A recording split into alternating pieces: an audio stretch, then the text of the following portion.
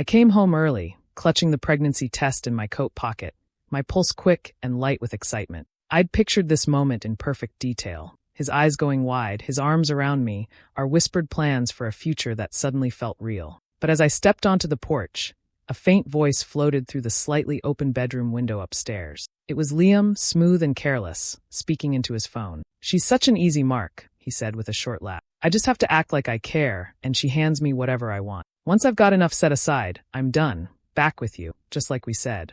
My stomach nodded. Maybe I'd misheard. Then a woman's voice slid through, laced with mockery. "And she hasn't suspected a thing?"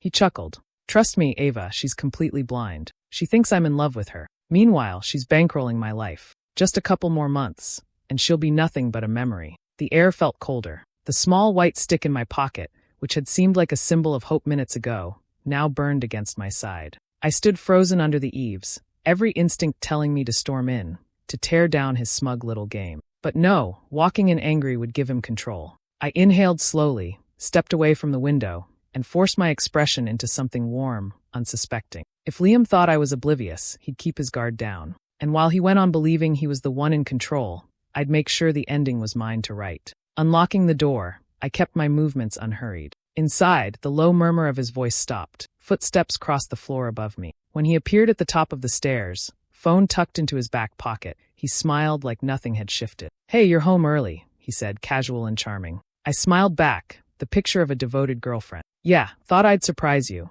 I replied, my voice smooth, steady. The lie slid out easily. As he came down and kissed my cheek, my mind was already setting the first stones of a plan. Every soft look, every small touch I gave him from here on would be nothing more than bait. He thought he was playing a perfect game. But the moment I heard those words spill from his mouth, the game had changed. Liam just didn't know it yet. For the next 2 days, I moved through the apartment like an actress on a brightly lit stage, every movement deliberate, every smile placed with care. Liam never noticed the shift, the way my eyes lingered on him a moment too long, the way I'd tilt my head as though hanging on to every word. He kept up his little charade, phone glued to his hand, slipping into the bedroom or balcony when a call came in. I didn't press.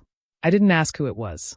Instead, I waited until he was in the shower that first evening, steam fogging the glass, music from his phone echoing faintly. I sat cross-legged on the couch, laptop open, my fingers working quickly. He was sloppy with password, always using the same one with some minor tweak. It took me 3 tries before I was staring at our joint account, the balance lower than I remembered. A coldness slid down my spine. I dug deeper. Transfers, small ones at first, just a few hundred here and there months back. Then larger amounts, each neatly withdrawn and sent to an account I didn't recognize. My account, his withdrawals, over and over, like a slow leak I'd never seen until the bucket was nearly empty. By the time I totaled it, the number stared back at me like an insult. 5 figures gone, siphoned without a word. I took a screenshot, then another, sending them to a private folder he'd never find. The next morning, I kept up the act. We had breakfast together, eggs, toast, his favorite coffee blend. He scrolled through his phone while I chewed slowly, my mind buzzing with details from the night before.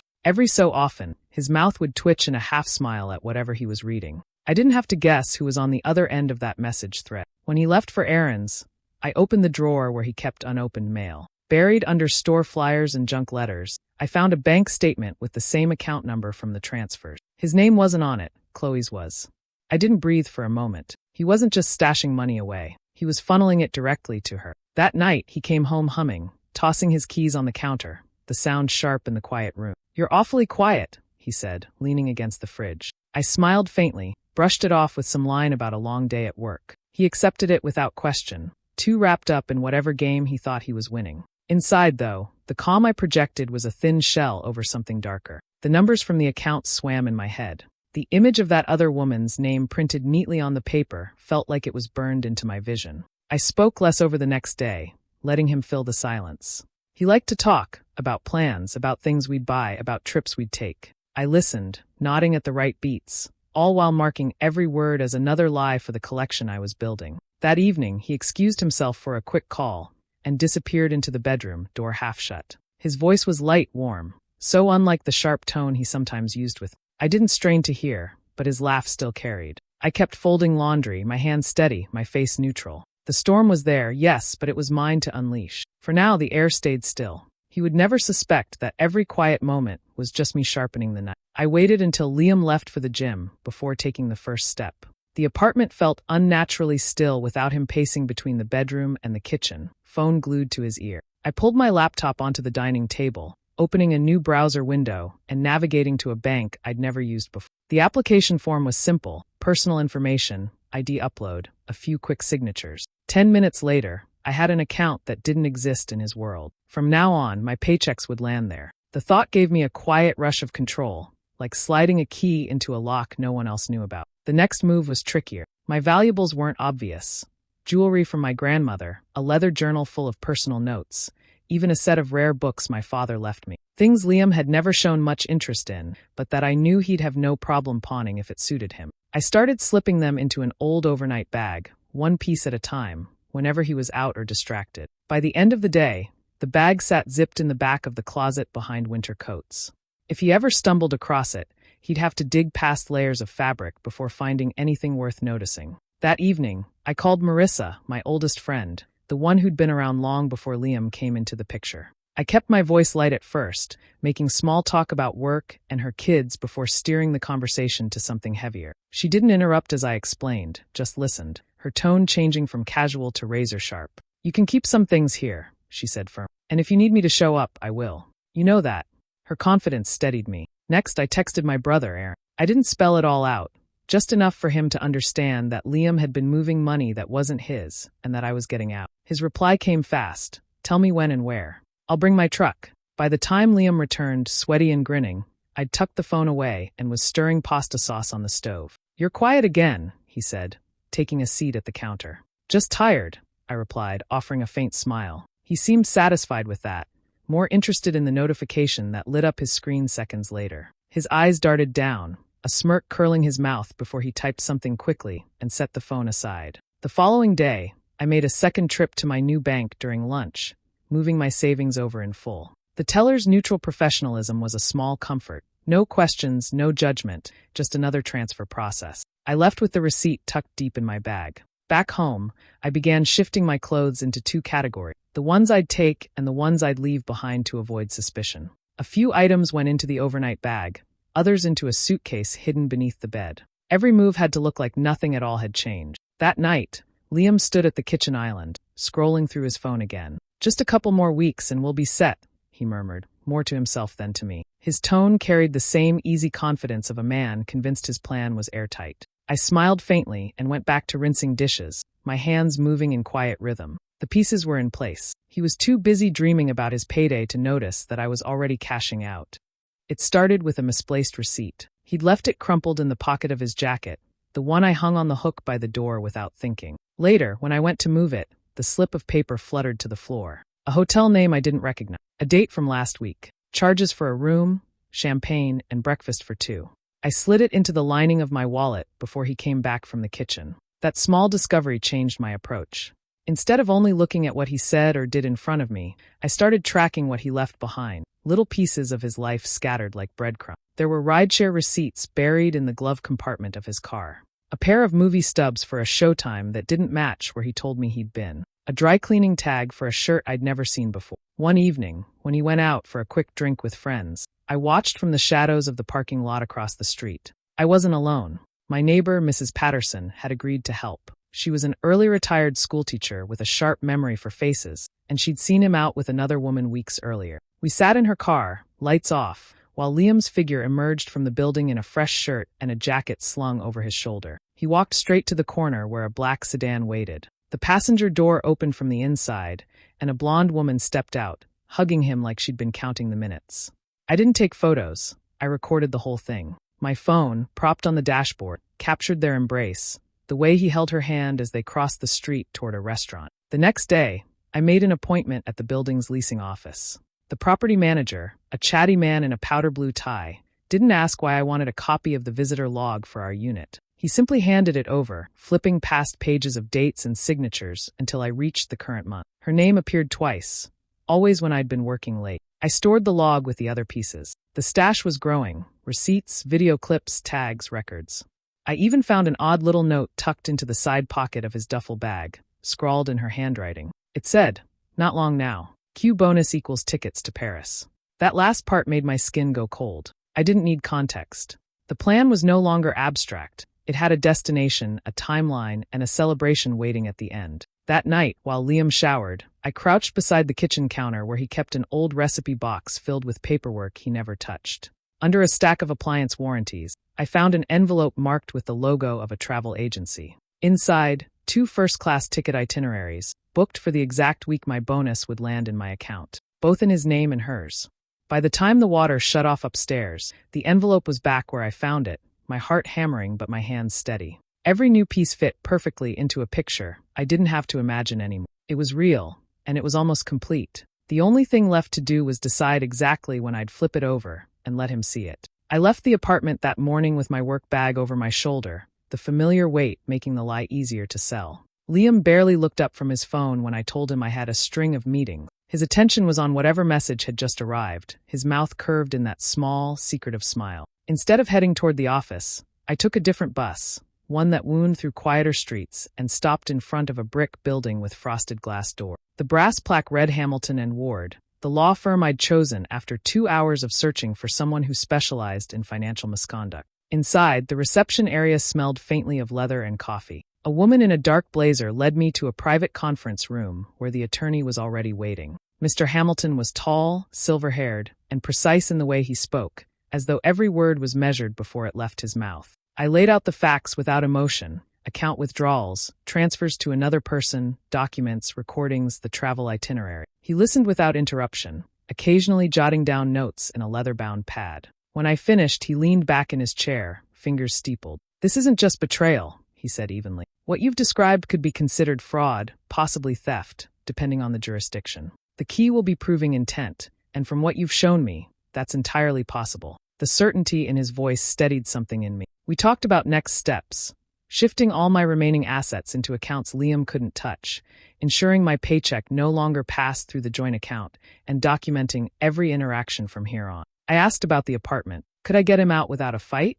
Mr. Hamilton explained the process, terminating his occupancy if I was the sole tenant on the lease, filing a formal notice, and if necessary, securing a court order to prevent him from returning. His tone was calm, matter-of-fact, but every word felt like another brick being set in place for a wall I could finally stand behind. When the conversation turned to safety, he didn't sugarcoat it. "If he's been manipulative this long, there's a risk he won't take being exposed lightly. We'll prepare the restraining order paperwork now so it's ready to file the moment you need it." He slid a pen across the table. I signed documents authorizing him to act on my behalf. Each signature felt like a small step away from the life I'd been living and toward something sturdier. By the time I left the building, the sky had shifted from pale morning light to the warm glow of early afternoon. I walked to a cafe 3 blocks away and sat by the window with a coffee I didn't drink, letting the plan settle in my mind. The path ahead wasn't just about leaving. It was about making sure Liam couldn't twist it back on me. When I returned home that evening, he was sprawled on the couch, feet up, the television casting blue light across his face. "Long day?" he asked without looking away from the screen. "Busy," I said, setting my bag down. I let a small smile play at my lips, just enough to keep him comfortable. He had no idea that while he thought the game was still his, I'd already moved my queen into position. I treated the apartment like a chessboard, shifting pieces when he wasn't watching. Nothing left in straight lines, everything moved in quiet diagonal. Liam thought life was unchanged, but the edges of our shared space were slowly emptying. One afternoon, I told him I'd be running errands and left with a grocery bag. Inside, beneath a layer of bread and fruit, sat my grandmother's gold locket and a slim binder of tax records. I met Aaron behind the old train depot. He popped the tailgate of his truck without a word, and I slid the bag inside. The entire exchange took less than 30 seconds. We developed a silent language for these handoffs, a short text with nothing but an hour and a location. No names, no explanations. Sometimes I'd carry a laundry basket to my car, pretending to head to the laundromat, when in reality, half the load was sweaters and scarves, the other half family photographs wrapped in towels. Freya was my second vault. She didn't just offer her couch. She insisted on taking the most sentimental things first. "If something goes wrong, at least these are safe," she said, placing my childhood photo albums on the highest shelf in her guest room. She gave me a spare phone charger, a change of clothes, and the unspoken promise that she'd open her door no matter the hour. The trick was pacing. I'd slip only 1 or 2 items away in a week, making sure the apartment still felt lived in. The gaps I left were disguised with books, candles, or folded blankets, so nothing seemed missing at a glance. One evening, while Liam scrolled through sports highlights, I eased my hand into the back of the hall closet and pulled out a narrow tin box. Inside were letters from my parents, pressed flowers, and an old key I couldn't identify but couldn't bear to throw away. I carried it to the bedroom, dropped it into my tote under a layer of work papers, and set the bag by the door as though ready for the next day. There was a night when I nearly slipped. I'd just placed a ceramic figurine into a padded envelope when his shadow fell across the kitchen doorway. "What's that?" he asked, voice casual. "Just something I sold online," I said without missing a beat. "Mailing it tomorrow." He accepted the answer, retreating to the living room, and I stood still until his footsteps faded. As the weeks passed, the safe spaces outside our home grew full while my side of the closet thinned. My desk drawers were stripped to essentials. Every passport, every bank statement, every piece of jewelry I valued had a hiding place miles away. I carried Freya's house key in a zipped pocket of my wallet. It was small and weightless, but knowing it was there steadied me. I could vanish into her spare room in less than an hour if I had to. Each morning, I'd glance at Liam over coffee, wondering if today would be the day he noticed something was different. But his eyes were always on his phone, and I kept moving my pieces, one by one, toward the other side of the board. I picked the restaurant carefully, dim lighting, white tablecloths, and just enough noise from the bar to make private conversations harder to overhear. When I told Liam we had something to celebrate, his eyebrows shot up. "What is it?" he asked, pretending to guess. I let him think I was keeping a romantic surprise. He didn't question the new dress or the reservation time. The moment we walked in, his expression was all charm, scanning the room like he belonged there. I ordered champagne before we'd even looked at the menus, sliding the chilled flute toward him with a smile that gave nothing away. "This is perfect," he said, leaning back in his chair. "I have a feeling things are really about to take off for us." I nodded, letting him talk. He rambled about the house we might buy, the furniture he'd helped pick, even a vacation once things settled. Each word was just another confirmation that he believed every part of the performance. The waiter disappeared with our orders, and I reached into my clutch, pulling out my phone. Liam tilted his head. "What's that?" "Something I want you to hear," I said lightly, unlocking the screen. With one tap, his own voice filled the space between us, cocky, cruel, unmistakable. The recording was clear, him laughing about how easy it had been to drain my accounts, telling someone they'd be together once my bonus hit. The smirk vanished. "Where did you?" I cut him off. "Everything you've done is documented. Transfers, messages, footage, visitor log. It's all neatly stored in multiple places. And as of this morning, my lawyer has it too." He leaned forward, eyes narrowing. "You're making a mistake." "No," I said, my tone flat. "The lease is in my name. Your access is gone. Your things are packed and waiting at a neutral location. And after tonight, we won't be speaking again unless it's through legal channels." For the first time since I'd known him, he had no script. His jaw clenched, and his gaze darted to the other tables, maybe searching for an audience or an exit. The waiter returned with our plates, oblivious to the tension, setting down his steak and my fish. I thanked him, my voice steady, then picked up my fork. "Eat," I told Liam. "It's the last free meal you'll get from me." He pushed his chair back abruptly, muttering something under his breath, and walked out without touching his food. I watched him go, the champagne glass still half full in front of his empty seat. The night air outside was cool when I finally stepped onto the sidewalk. I didn't look for him. My car was waiting, the engine humming, and so was the life I'd been building in secret, ready to begin the moment I drove away. The stem of the champagne glass felt cool between my fingers as I swirled the pale gold liquid. Across from me, Liam was in his element, grinning, relaxed, confident. He thought the night was about celebration, not confrontation. He lifted his glass in a mock toast. "To us," he said, his voice dripping with self-satisfaction. I smiled faintly, tapping my phone awake on the table. "Actually," I said, "I have something better." The recording began to play, crisp and unmistakable. His voice, carefree, mocking, filled the space between us. "She's stupid. Desperate. I can take whatever I want from her." The grin froze. Color drained from his face, leaving a tight, pale mask. His eyes darted around the room as if the walls themselves had heard him. I stopped the recording before it ended. "I've already secured everything," I said evenly. "The apartment lease is in my name alone. You no longer have a key. Your clothes, your electronics, and whatever else you own are at a friend's house. And every piece of evidence, every transfer, every message, has been sent to my attorney." He leaned forward, voice low.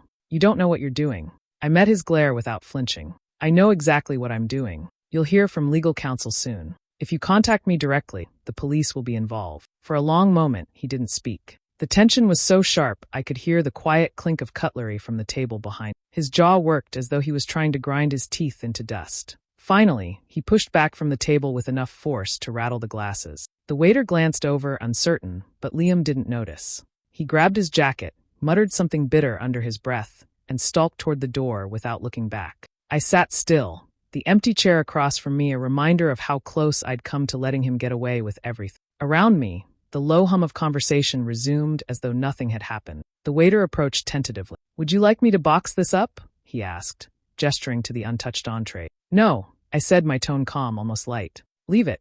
I'm done here." When I stepped outside, the night air was cool against my skin. The valet brought my car around, and I slid into the driver's seat without glancing toward the street. Whether Liam was still nearby or already gone didn't matter. He'd walked in certain of his victory. He left stripped of it, his power shattered in a single evening. And I drove away knowing he would never have the chance to take another thing from me. The first message came before sunrise, just a single line, venom disguised as charm. By mid-morning, it was a flood. Accusations, demands, promises of revenge. Each new buzz from my phone carried another attempt to pull me back into his chaos.